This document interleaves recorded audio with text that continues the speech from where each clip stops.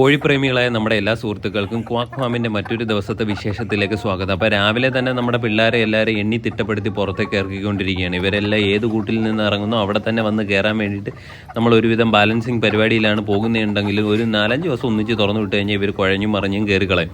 ഇല്ലെന്നുണ്ടെങ്കിൽ ഇവർ ചിലപ്പോൾ കൂട്ടിലേ വന്ന് കയറിയില്ല എന്ന് ഇരിക്കും. അതുകൊണ്ട് രാവിലെ എണ്ണി തന്നെ പുറത്തിറക്കി.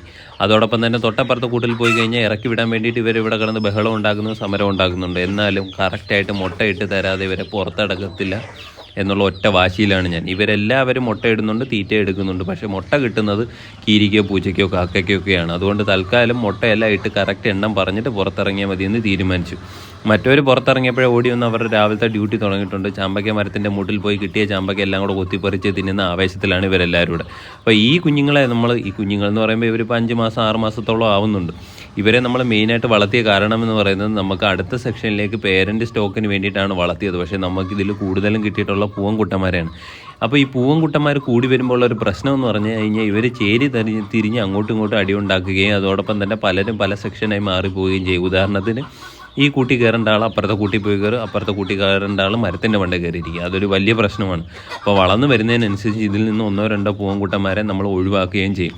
അതോടൊപ്പം തന്നെ ആ കാരണവരുടെ അവസ്ഥ ഇതുപോലെ തന്നെയാണ്. അവൻ നല്ല രീതിക്ക് ആരോഗ്യമുണ്ടായിരുന്ന സമയത്ത് മറ്റുള്ള പൂവന്മാരെല്ലാം ഓടിച്ച് കൂട്ടിൽ നിന്ന് പുറത്താക്കിക്കൊണ്ടിരുന്ന ആളാണ്. ഇപ്പോൾ അവനായി പുറത്ത്. ഇത്രയേ ഉള്ളൂ കോഴിയാണെങ്കിലും മനുഷ്യനാണെങ്കിലും ഉള്ള കാര്യം. ഇപ്പോൾ രാവിലെ ചാമ്പയ്ക്കൊക്കെ തിന്നതിന് ശേഷം ഇവരെല്ലാവരും കൂടെ വെള്ളം കുടിച്ചിട്ട് അടുത്ത റൗണ്ട് പണിയിലേക്ക് തിരിയാനുള്ള ശ്രമത്തിലാണെന്ന് തോന്നുന്നു.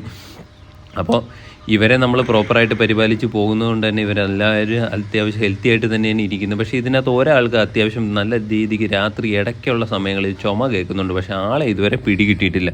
അപ്പോൾ അതും നമ്മൾ ഇതിൻ്റെ കൂടെ അന്വേഷണത്തിലായിട്ടുമുണ്ട്. അപ്പോൾ ഇവരെല്ലാവരും കൂടെ ഇങ്ങനെ നിന്ന് വെള്ളം കുടിക്കുന്ന കാണാൻ വളരെ സന്തോഷമായിട്ടുള്ളൊരു കാര്യമാണ്. നമ്മുടെ കാരണവർ ഇതെല്ലാം നോക്കിക്കൊണ്ട് ദൂരെ മാറി നിന്ന് നോക്കുന്നുണ്ട്. എന്തെങ്കിലും ചെറിയ സൗണ്ടിനകത്ത് വേരിയേഷൻ കണ്ടാൽ പോലെ അദ്ദേഹം തലപൊക്കി നിന്നിട്ട് അലർട്ട് ടോൺ കൊടുക്കും. മറ്റുള്ളവരെല്ലാവരും കൂടെ ശ്രദ്ധിക്കും, ഓടി രക്ഷപ്പെടും. ഇതാണ് ഇവിടെ നടക്കുന്ന ഒരു സമ്പ്രദായം.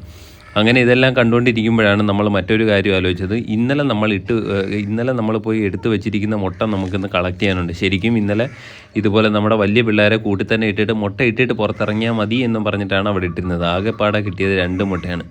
ആ മുട്ട നമുക്ക് പ്രത്യേകിച്ച് വേറെ ഗുണമൊന്നുമില്ല. അതായത് ഇൻക്യുബേറ്ററിൽ വെച്ച് വിരിയാനുള്ള സാധ്യത കുറവാണ്. പ്രത്യേകിച്ച് ആ മുട്ടയുടെ സൈസും അതോടൊപ്പം തന്നെ ഷേപ്പും ചില സമയത്തൊക്കെ കളറെന്നും പറയാം. ചില മുട്ടകൾ കാണുമ്പോൾ നമുക്കൊരു ഊഹം വെച്ചിട്ടുള്ള പരിപാടിയാണ്. അപ്പോൾ എന്തായാലും ഈ മുട്ട നമുക്ക് ബുൾസൈ അടിച്ച് കഴിക്കാം. അടുത്ത വീഡിയോ കാണുന്നത് വരെ താങ്ക് യു സോ മച്ച്.